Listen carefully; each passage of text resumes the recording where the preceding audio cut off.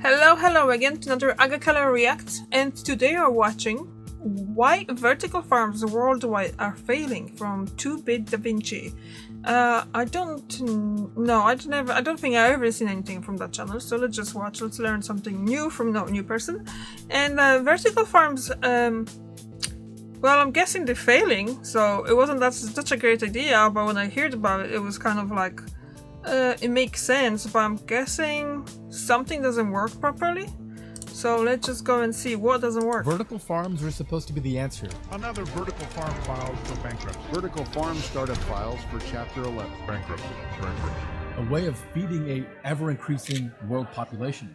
And do it all with less water, and by stacking vertically, grow more produce on less acreage. It all sounds like a brilliant idea. And yet fast forward to 2024, and vertical farm after vertical farm is failing and going bankrupt. So what happened? This sounds like such a good idea on paper, but clearly something's not working. So we need to get to the bottom of what exactly is going on, because this one surprised me. And there's actually a little bit more to the story than I realized. So stick around till the end. I'm Ricky, and this is 2-Bit Adventure. Hi, Ricky. This video is sponsored by Ground News.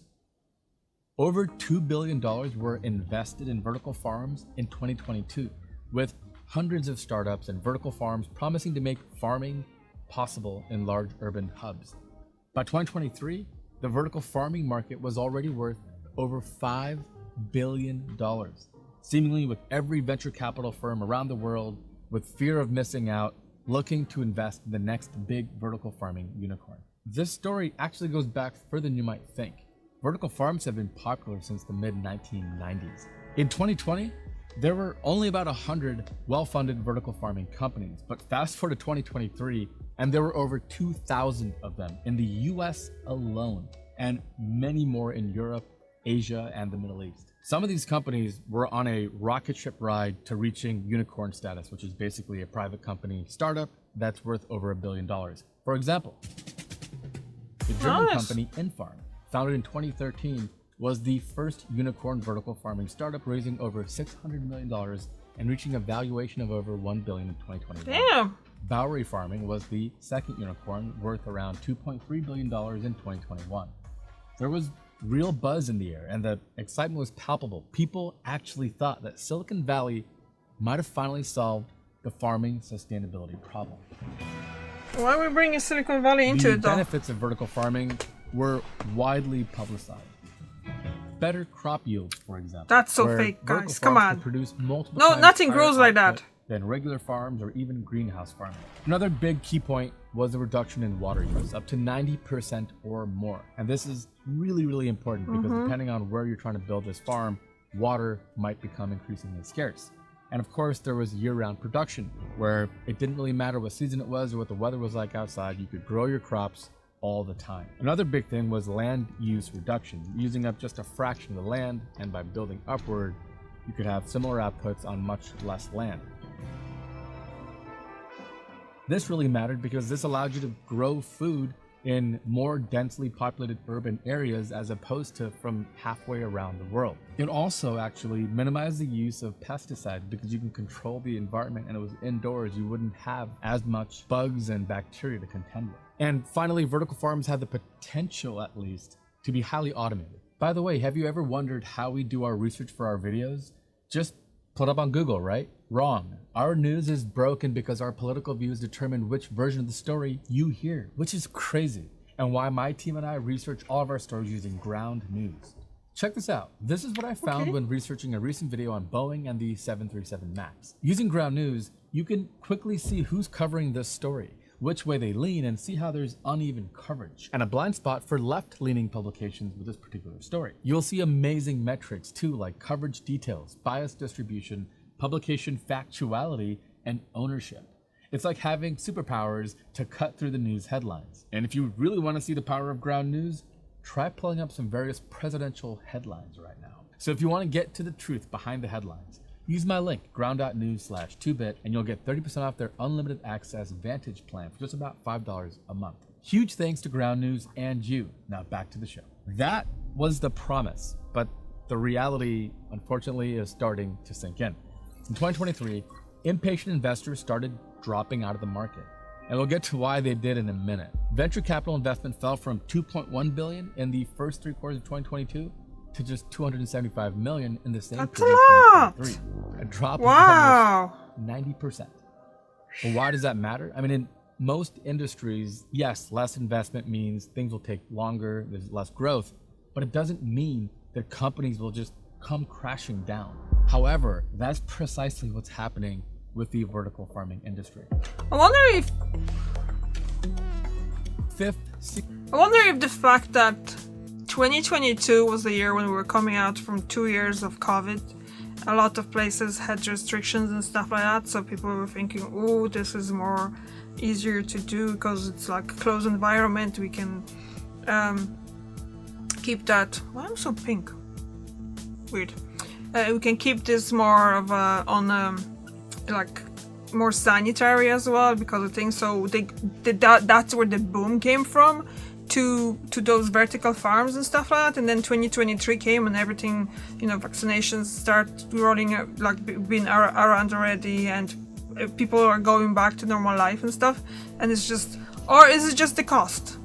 Because that could be too. The cost of powering and all that, because you have to have the lights as well, because it's not outside, so you have to provide the light for the plants and things. That's an energy and stuff, and energy went up really high in 2022 and 2023, isn't it? Season, a robo-farming company was among the first to go belly up in late 2022. Here's how the former VP at Fifth Season, Chris Cerveni, explains what happened to the company.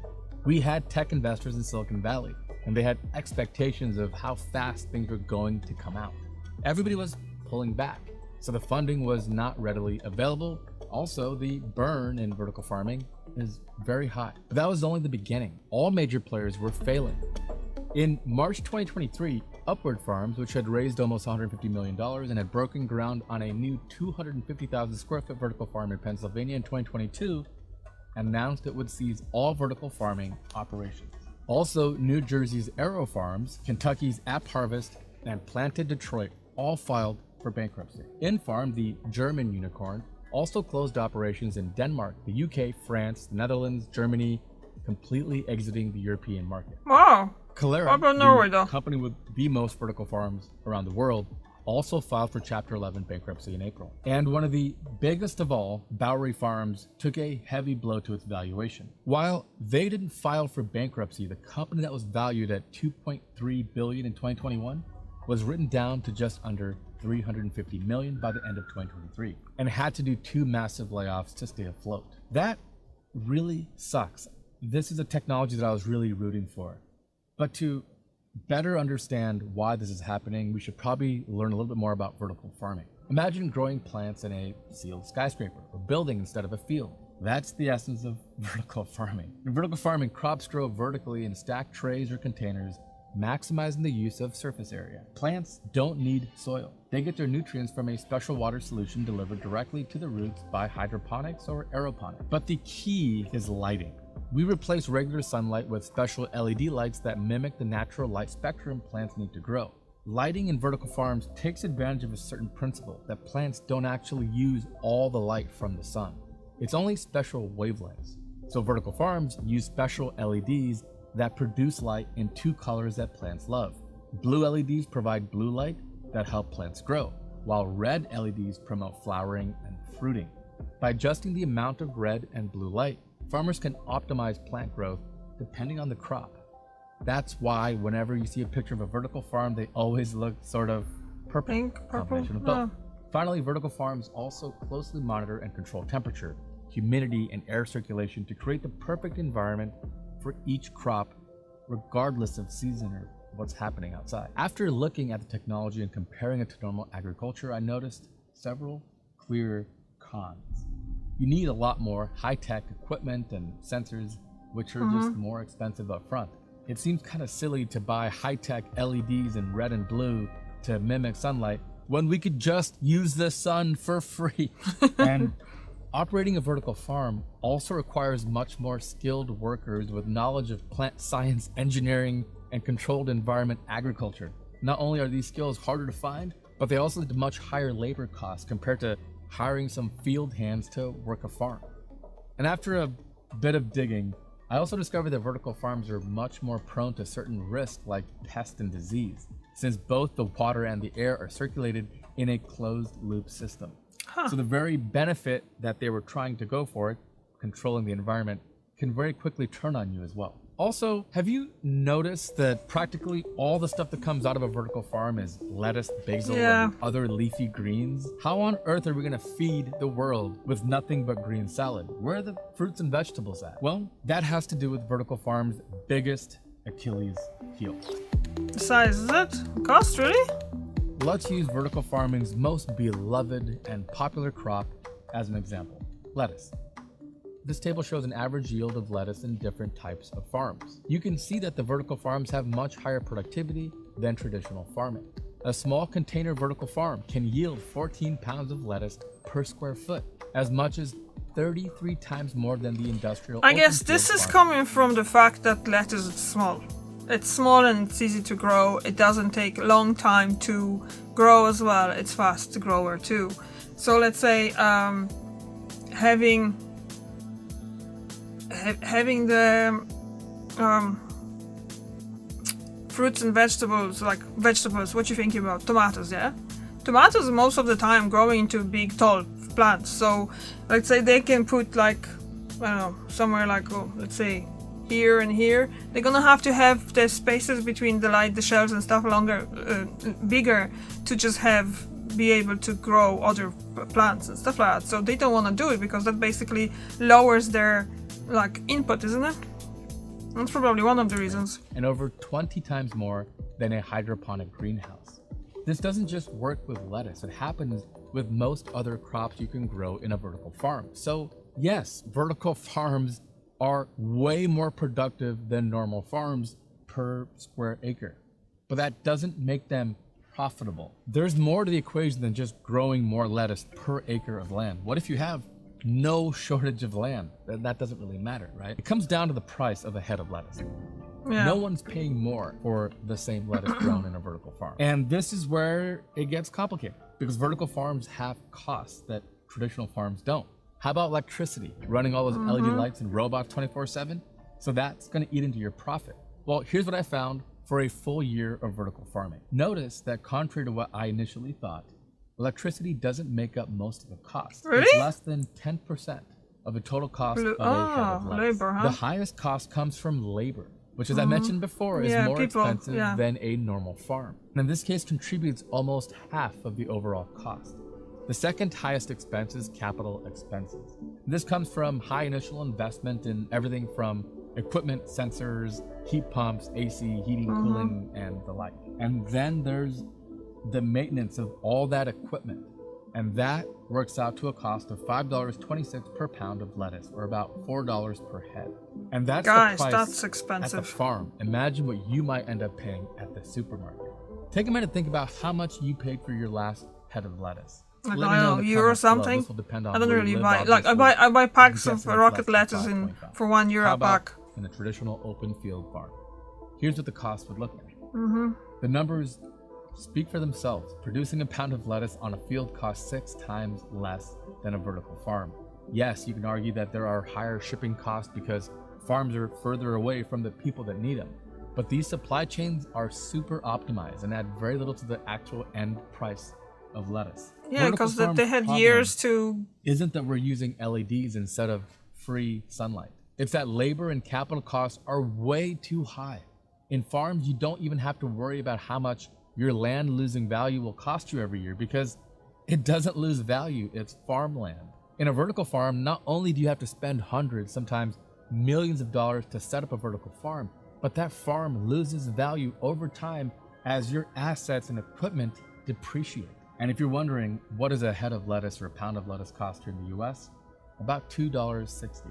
And that's to the consumer, which means that the wholesale price that the farmers are selling it at is $63 to $1.26 per pound.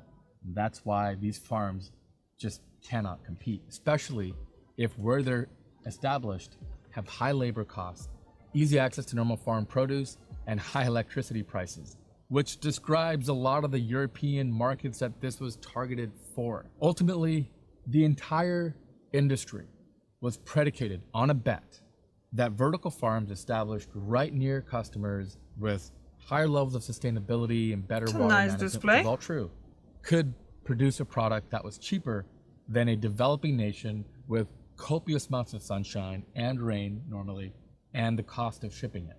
And that gamble just didn't pay off. But there is a silver lining. Most large vertical farming companies are relocating in hot and arid climates where there's a lot of renewable energy, like in the Middle East. This is what's making huge construction projects like Saudi Arabia's line possible. How else do you feed millions of people in a linear city? Also, while many companies are going under, the vertical farming industry at large is actually still growing with a compound annual growth rate of about 25%. If we figure out how to further automate these farms and the hardware and prices go down as economies of scale are reached, could we actually see this work? And the answer is kind of maybe. Ultimately, this is still a wager between humans and engineering versus Mother Nature and the sun. And where you fall kind of depends upon your outlook. But if you thought this was interesting, you're not going to believe this video. Gotta watch next. I don't know what it is though. Yeah, so that was very interesting. I totally didn't thought about at the beginning, I didn't think about the labor, the cost of the labor. When he mentioned the fact that the people that they work in those vertical farms, they have to be more educated. So that automatically means they're gonna be paid more than people that they just go to work on the farm, on the normal farm. So that's the cost of the labor being the highest part is it is surprising. It isn't surprising. Like, I think I should think about it, but I didn't, because I totally didn't think about it. And then obviously the upfront cost, that's what it is as well. So yeah, that was interesting. That was very, very well done. And I actually think that, yeah, in the future there will be definitely use for the vertical farms. They will still working towards it, or making them more automated, more self-sufficient, I guess. And that's gonna be something normal, I guess. I'm not saying next 10 or 20 years, probably later, but yeah, there will be. I really think so. I believe so. Anyway, thank you very much for watching, and I'll see you tomorrow. Bye!